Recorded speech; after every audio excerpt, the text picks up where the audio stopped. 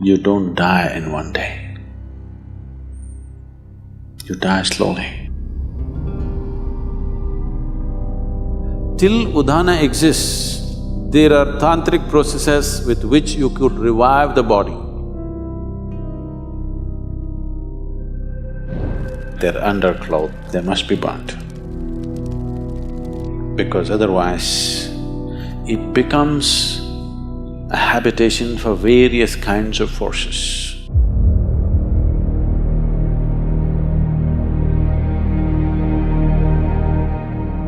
Namaskaram Sadguru. After my father died, I still have several of his clothes, but I know in some traditions you're not supposed to keep the clothes of the deceased. How should this be handled? When you were born, what's your birthday, Chin? 1st of August? Oh, close up. You were not born in one day, though you have a fixed birthday. It took 9.5 months for you to be born, isn't it? Similarly, when you die, you don't die in one day. You die slowly. If somebody is medically declared dead, he still doesn't die fully. I think we've spoken about this. The 5 pranas, they start withdrawing slowly, step by step. The physical life energy, which generally is referred to as pran or prana, has 5 basic manifestations. There are 10, but that'll complicate. The 5 basic manifestations. These are called samana, prana, udhana, apana and vyana. Let's say if a doctor is observing and they declare that person at a particular moment that he is dead now. In the next 21 to 24 minutes, samana will start exiting. That means samana is in charge of maintaining temperature in the body. First thing that starts happening is body starts cooling down. The traditional way of checking whether somebody is dead or alive is they'll feel the nose. If the nose has gone cold, that's how they concluded that he's dead. They wouldn't check the eyeballs and other things, they would just check the nose. If nose has become cold, that means he's dead. So samana exits at that time. Somewhere between 48 to 64 minutes, prana exits. After that, between 6 to 12 hours, udhana exits. Till udhana exists, there are tantric processes with which you could revive the body. But once udhana exists, there is a micro chance, but that is an impractical chance, except that it is impossible to revive the body once udhana has exited. The next thing is apana, somewhere between 8 to 18 hours, this exits.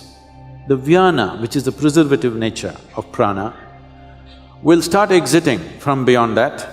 It can continue to exit up to 11 to 14 days if it's a normal death. It happened one day, Shankaran Pillai was rummaging through the closet, and after some time, wife came and asked, "What are you doing?" He said, "No, nothing. I'm not doing anything, nothing." The wife said, "What are you saying, nothing, nothing? I've been watching you. Last half an hour, you're reading our marriage certificate. What's the matter?" Shankaran Pillai said, "I've been looking for the expiry date."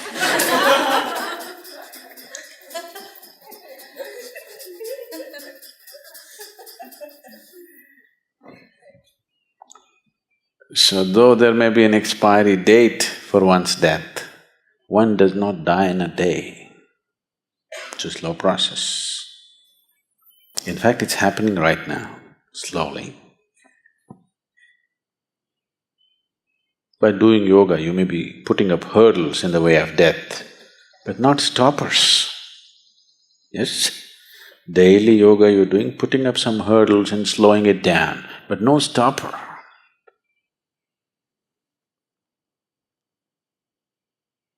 So, today you know that from your old clothing, we can take your DNA. After you're gone, after 100 years later, we can clone you. Yes? Yes or no? You know? So who you are, at least the physicality of who you are, can be picked up from your clothes and we can remake you. At least someone who looks just like you. We can create the body. So, you are still there all over the place. The yogis, when they die, they'll set fire to the hut in which they are living by themselves. There is a way to do it. Let me not tell you because I don't want you to set fire to the cottages here.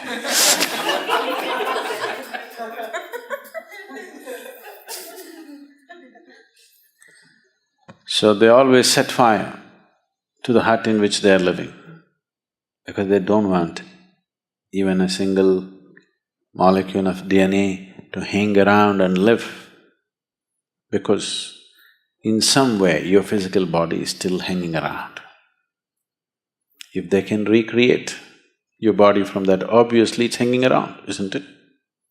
So everything that I have touched, you want to burn. Everything has to be cleared up. It's because of this is the one main reason why people want to keep their physical possessions so minimal on the spiritual path. If you enter a sannyasi's room, you will see there'll be 3 pairs of clothes neatly folded and kept, just this thing to drink water, 1 plate to eat food, and just 1 single sheet to sleep upon, and that's it. No one extra item, because he does not want to touch too many things in the world. He wants to keep it to at most minimal, because he knows if he spreads his body all over the place, gathering it and going will be very difficult. That is why he does not form any physical relationships of any kind, because he understands if he leaves his body all over, when the time to gather comes, it's going to be extremely difficult. People who are off your body are unwilling to come with you when you want to go. They won't come. They'll all say, I love you, but they won't come.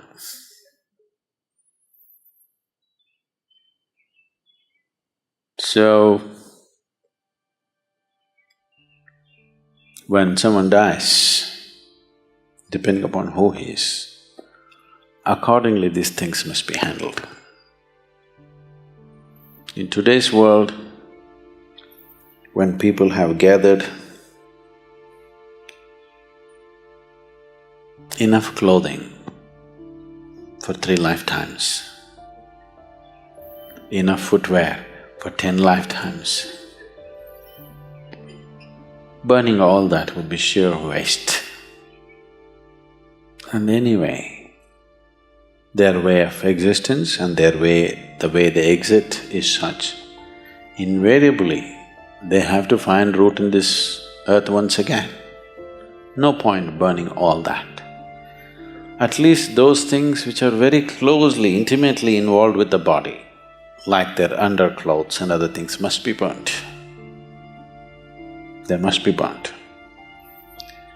Because otherwise, that being will not go easy. He will not know, he does not have the discretion to understand whether he should be here or there. He cannot make any decision.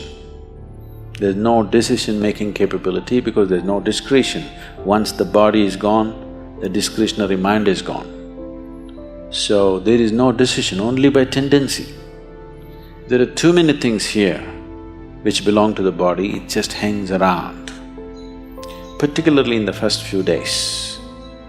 So, in one's home, if there are lots of used clothes, which is a problem with the Western world again, because of the type of clothing and the structure of the society, the things are such, you may be wearing a jacket for 6 months and it may not be washed. Yes? You use it and you hang it there. Because it's a cold country and maybe you don't sweat so much, use it and put it there. Such a thing is not possible in India. If you use something, it has to be washed now. The nature of the clothing, the atmosphere and the social structures are such, but that is changing again there also because most people are wearing clothes made in China,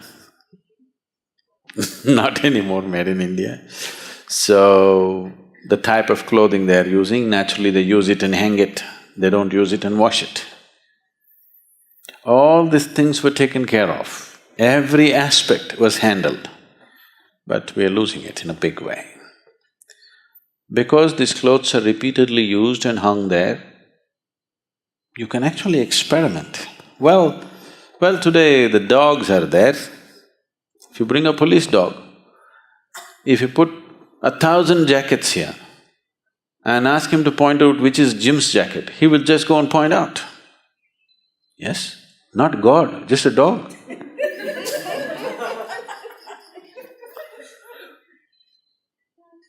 So obviously, who you are is hanging there in the jacket in many ways, isn't it? That even a dog can see it. So, once it is like this, when a person has departed and his body is still hanging around in many forms, it becomes a habitation for various kinds of forces. Not only for that person's energies hanging around, for various other kinds of forces. Unoccupied body, your jacket is, in a way, which is not a good way to leave it. So, either they immediately wash it. In India, if they're expensive clothes, they will wash all the clothes. Within the first 10 days or 11 days, they'll wash all the clothes and distribute it to many places, never to one place. You don't take all your clothes and give it to one family. You make sure the jacket goes here, trousers goes there, that goes there, this goes there, so that it gets too spread out to make any significance. Significant presence is not there. Otherwise, all the things which are intimately with the body, just burn it. One of these things must be done. Either you must give it away across the 50 states so that the old man does not remain confused as to where to go, or you must just burn it up.